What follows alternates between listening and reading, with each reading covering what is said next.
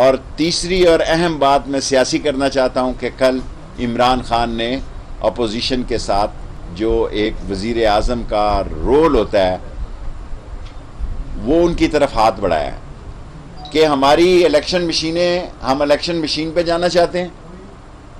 Overseas ووٹوں پہ مجھے خیال ہے کہ سارے پاکستان میں اتفاق ہوگا، کوئی آدمی افورڈ نہیں کر سکتا کہ اوورسیز پاکستانیوں کے ووٹوں کو اگنور کرے۔ اوورسیز پاکستانی 70-80 لاکھ، اور تقریباً اگر وقت آئے گا تو یہ ثابت ہو جائے گا یہ 1 کروڑ تک بھی ہوں گے۔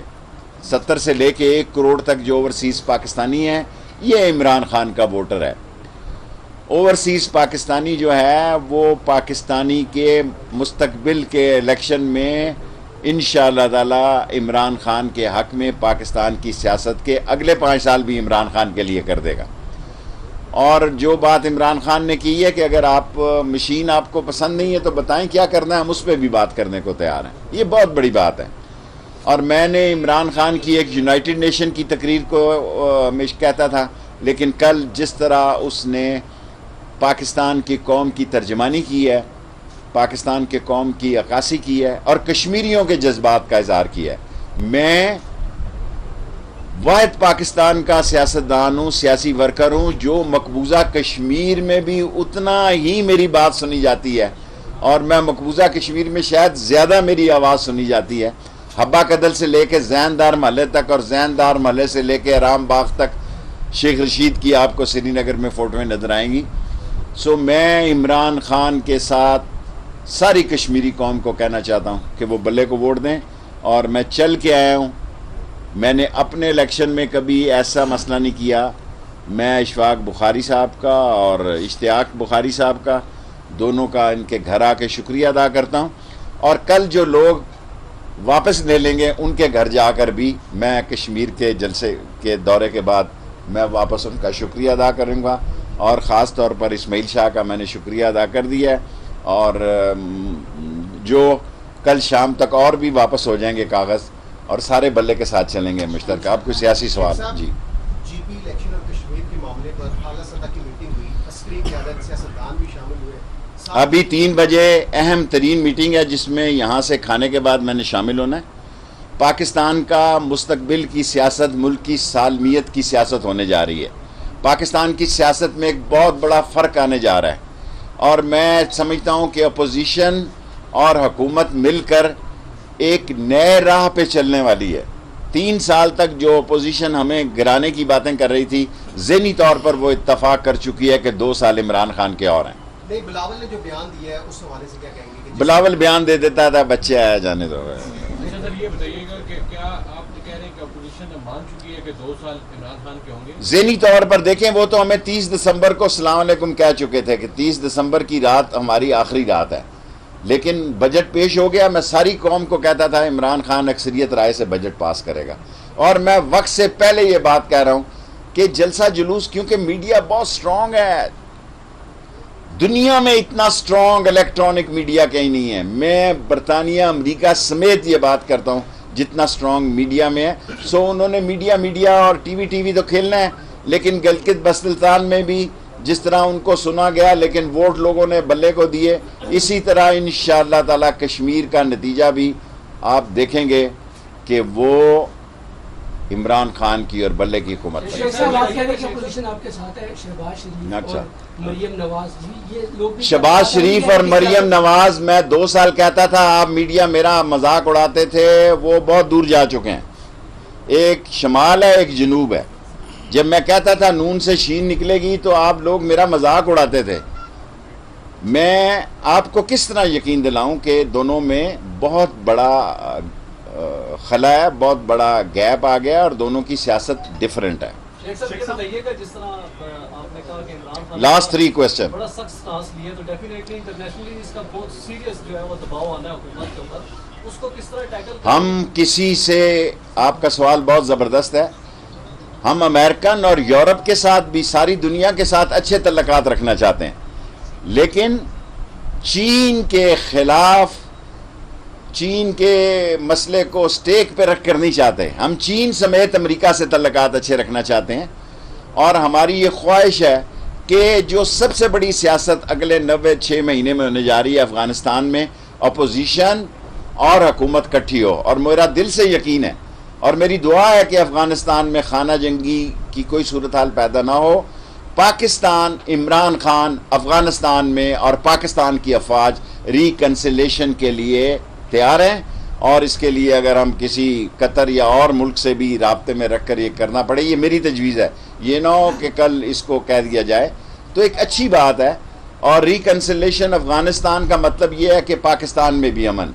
جس طرح ہم نے کسی کے خلاف اپنی سرزمین استعمال نہیں کی، اس طرح کسی اور ملک کو بھی ہمارے خلاف زمین استعمال نہیں کرنی چاہیے اور اس کی اجازت نہیں ہوگی. شیخ صاحب، لاہور میں واقعہ ہوا، دہشت گردی کا واقعہ ہوا تھا، 12 گروپوں سے تانے بانے ہم سائم مالک سے ملے تھے، اس کے بارے میں بھی دیکھیں، لاہور کے واقعے میں پنجاب پولیس کو کریڈٹ دینا چاہتا ہوں. دوسرے دن انہوں نے کیس پکڑ لیا. کراچی میں سے بھی ہم نے کچھ لوگ پکڑے ہیں. حساس را جو ہے، انڈیا جو ہے وہ پاکستان کو تسلیم نہیں کرتا، اور اس کے ساتھ کچھ اور قوتیں بھی ہیں. پاکستان نے عمران خان کی موجودگی میں جو کہتے تھے یہ ڈیفالٹ ہونے جا رہا ہے، وہاں انہوں نے 4% گروتھ رکھا کے لوگوں کو انگشت بدندہ کر دیا ہے.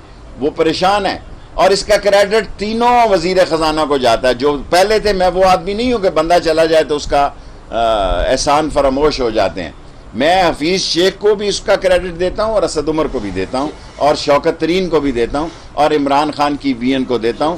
اور اسی طرح کے واقعات جو ہیں وہ متوقع ہیں کہ لوگ پاکستان کے امن کو تباہ کریں گے، لیکن اب فوج کے ساتھ ساتھ پاکستان کی پولیس بھی بہت ٹرینڈ ہو چکی ہے. اچھا یہ بتائیں کہ حکومت کی اس حوالے سے اپنے عوام کو پروٹیکٹ کرنے کے حوالے سے کیا پالیسی ہے؟ حکومت اللہ کے فضل و کرم سے ہم پروٹیکٹ کرنے کی پوری پالیسی رکھتے ہیں. ہمیں پچھلے 20 سال سے ہم اس دہشت گردی کا مقابلہ کر رہے ہیں، اور پاکستان کی پاک عظیم افواج جو ہیں جان ہتھیلی پہ رکھ کے وہ ہم نے 88% کابل کو فینسنگ کی ہے، 46% ایران کی ہے. یہ 100% ہو جائے گی 2 مہینے تک، اور ایران کی اگلے اس سال کے آخر تک 100% ہو جائے گی. اس فینسنگ کے بعد جو ہے یہ نہیں ہو سکتا کہ ادھر سے ہم پہ کوئی اٹیکس نہیں ہوں گے، لیکن انٹرنل ایلیمنٹس پہ نظر ہے. انٹرنل دنیا میں سب سے اہم سوال، میں انڈین وزارت داخلہ کی پرزور مذمت کرتا ہوں. ہمارا کشمیر کے ڈرونز میں، جموں کے ڈرون میں پاکستان کا کوئی ہاتھ نہیں ہے. وہ اپنی کووڈ کی ناکامی کی وجہ سے انڈین وزارت داخلہ پاکستان پر الزام لگا رہی ہے. میں پاکستان کی وزارت داخلہ کی طرف سے یہ شیورٹی دیتا ہوں کہ تمہارے پاس کوئی ثبوت ہے تو لائیں. پاکستان انڈیا کے ساتھ امن سے رہنا چاہتا ہے، لیکن اس کے لیے کشمیر کے مسئلے کا حل ضروری ہے.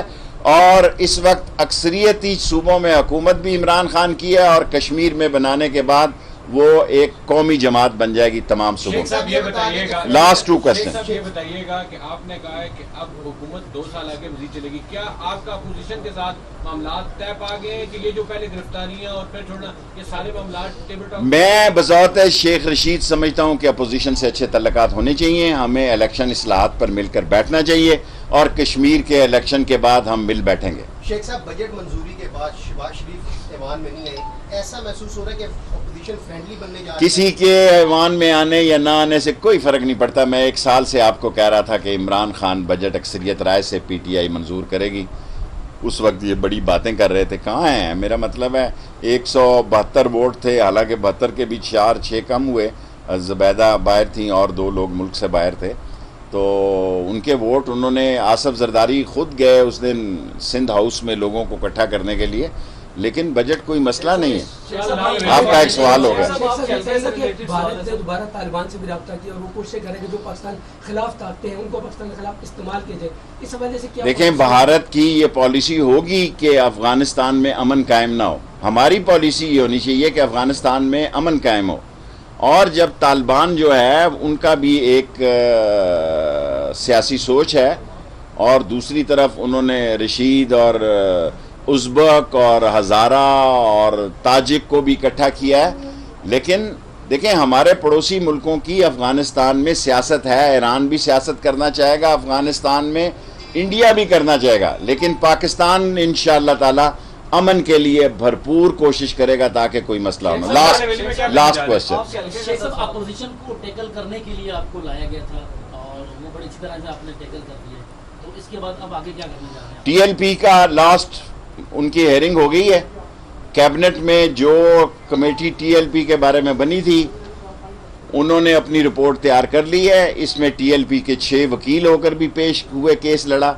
जो कमेटी बनी है आईनी और कानूनी तौर पे इस कैबिनेट में ना सही तो अगली में टीएलपी की रिपोर्ट पेश कर दें। शेख साहब, आपके हल्के का सवाल, एक तो लेई एक्सप्रेस वे मंसूबे का बता दें, और दूसरा लेई एक्सप्रेस वे में हमें 55 अरब रुपया सिर्फ मिला है, ये कम है, लेकिन काम शुरू करने जा रहे हैं। ओसामा बिन लादेन को शहीद कहना ठीक है? छोड़ो यार ये सवाल, तेरे पास हमेशा